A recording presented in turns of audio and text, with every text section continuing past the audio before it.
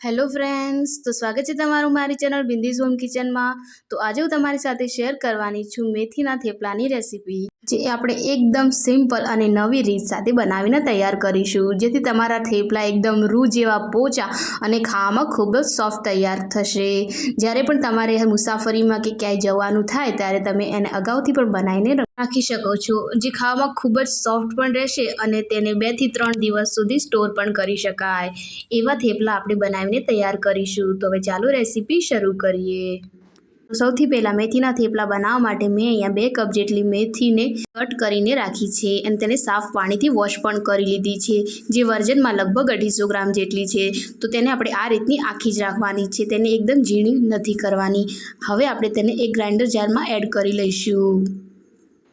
તો મેં આ રીતની મેથી એડ કરી લીધી છે। હવે ત્યારબાદ તેમાં આપણે 1 ઇંચ આદુનો ટુકડો અને 2 તીખા મરચાં એડ કરીશું। ત્યારબાદ મેં અહીંયા 1/4 કપ જેટલું લીલું લસણ લીધું છે। લીલા લસણની જગ્યાએ તમે સૂકું લસણ પણ એડ કરી શકો છો। હવે આપણી મેથી સાથે મસાલા સરસ રીતે પીસાઈ જાય એ માટે મેં અહીંયા 1/4 કપ જેટલું પાણી એડ કર્યું છે। હવે તેને સારી રીતે ગ્રાઇન્ડ કરી લઈશું। તો મેં અહીંયા મેથીને સરસ રીતે ગ્રાઇન્ડ કરી લીધી છે, તમે જોઈ શકો છો એકદમ સરસ રીતે તે પીસાઈ ગઈ છે। હવે આપણે તેને સાઈડમાં રાખીશું। ત્યારબાદ મેં અહીંયા એક મોટા વાસણમાં 2 કપ જેટલો ઘઉંનો લોટ એડ કર્યો છે, જે આપણે રેગ્યુલર રોટલી માટે એડ કરી એ જ। ત્યારબાદ તેમાં મેં અડધી વાટકીથી થોડું વધારે બાજરીનો લોટ પણ તેમાં એડ કરી લીધો છે। 1/4 કપ જેટલું મેં અહીંયા બેસન એડ કર્યું છે। 2 ચમચી જેટલા મેં એમાં તલ પણ એડ કરી લીધા છે। 1 ચમચી જેટલી વરિયાળી એડ કરી છે। ત્યારબાદ મેં એમાં 1 ચમચી જેટલો અજમો પણ એડ કરી લીધો છે। 1 ચમચી મરચું પણ એડ કરી લઈશું। અડધી ચમચી હળદર એડ કરી લઈશું। 1 ચમચી ધાણા જીરું પાવડર એડ કરી લઈશું। સ્વાદ પ્રમાણે મીઠું પણ એડ કરી લઈશું। 1 ચમચી ખાંડ એડ કરી લઈશું। ત્યારબાદ મેં અહીંયા 3 ચમચી જેટલું દહીં એડ કર્યું છે। દહીં એડ કરવાથી થેપલા આપણા એકદમ સોફ્ટ બનશે અને લાંબા સમય સુધી તાજા પણ રહેશે। 1 પાવડો મેં અહીંયા તેલ એડ કર્યું છે। ત્યારબાદ મેં અહીંયા 1/4 કપ જેટલી મેથીને ઝીણી કટ કરીને એડ કરી છે।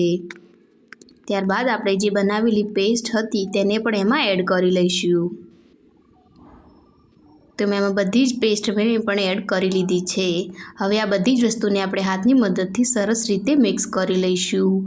તો મારે આ લોટ બાંધવામાં પાણીની જરૂર નથી પડી। જો તમારે પાણીની જરૂર પડે તો તમે થોડું પાણી એમાં એડ કરી શકો છો, કેમ કે આપણે મેથીની પેસ્ટ બનાવીને એડ કરી છે, તો લગભગ તો આપણે પાણીની જરૂર પણ નહીં જ પડે।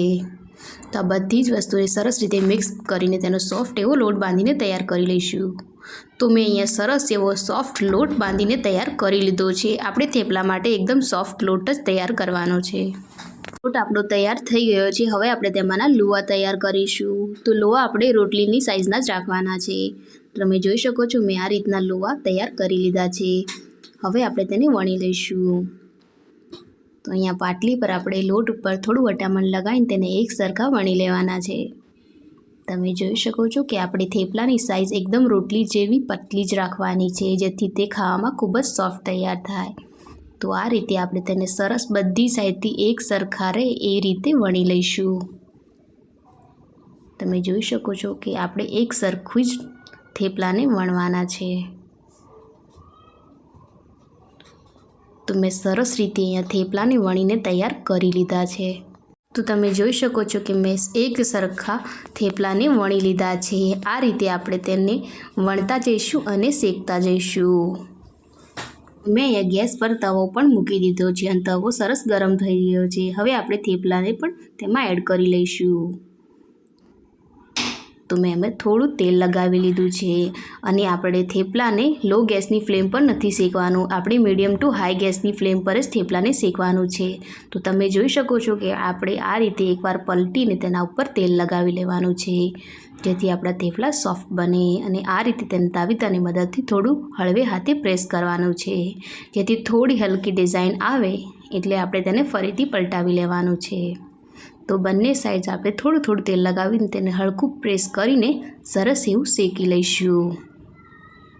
તો આ જ રીતે આપણે મીડિયમ ટુ હાઈ ગેસની ફ્લેમ પર જ થેપલાને શેકીને તૈયાર કરીશું, જેથી થેપલા આપણા ખાવામાં ખૂબ જ સોફ્ટ અને રૂ જેવા બનીને તૈયાર થાય। તો તમે જોઈ શકો છો કે આપણા સરસ એવા થેપલા બની રહ્યા છે। તો આ જ રીતે આપણે બીજા થેપલા પણ શેકી લઈશું। તો મેં અહીંયા એક થેપલું શેકીને અહીંયા બીજું થેપલું પણ તવા પર મૂકી રાખ્યું છે અને તમે જોઈ શકો છો કે આપણે થેપલાનો કલર એકદમ સરસ એવો ગ્રીન આવ્યો છે। તો આ જ રીતે આપણે તેને અલટાવી પલટાવીને સરસ રીતે તેલ લગાવીને આપણે તેને એકદમ દબાવીને નથી શેકવાનું, આપણે ગેસની ફ્લેમ પર મીડિયમ ટુ હાઈ રાખવાની છે અને આ રીતે તમે શેકશો તો થેપલા આપણે એકદમ સરસ એવા બનીને તૈયાર થશે। તમે વિડીયોમાં જોઈ શકો છો કે આપણે આ રીતે જ થેપલાને શેકવાના છે। તેને હલકે હાથે પ્રેસ કરીશું અને થોડું થોડું તેલ લગાવીને મીડિયમ ટુ હાઈ ગેસની ફ્લેમ પર આપણે તેને શેકી લઈશું।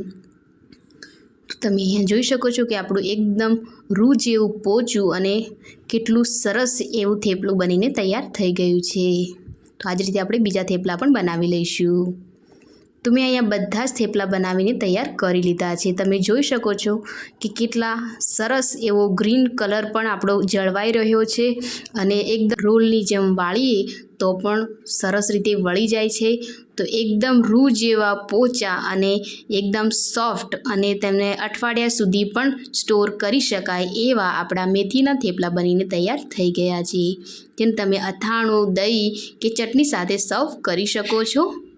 તો ફ્રેન્ડ્સ, રેસીપી કેવી લાગી એ કમેન્ટ સેક્શનમાં જરૂરથી જણાવજો અને વિડીયો ગમ્યો હોય તો વિડીયોને લાઇક અને ચેનલ પર નવા હો તો મારી ચેનલ સબસ્ક્રાઈબ કરી નીચે આપેલ બેલ આઇકોનને જરૂરથી પ્રેસ કરજો, જેથી મારી આવી અવનવી રેસીપીના વિડીયોના નોટિફિકેશન તમારા જોડે સૌથી પહેલાં પહોંચી જાય। આ શિયાળામાં તાજી તાજી મેથી સાથે આ મેથીના થેપલા એકવાર જરૂરથી ટ્રાય કરજો। તો ફરી મળીશું આવી નવી રેસીપી સાથે, ત્યાર સુધી આવજો।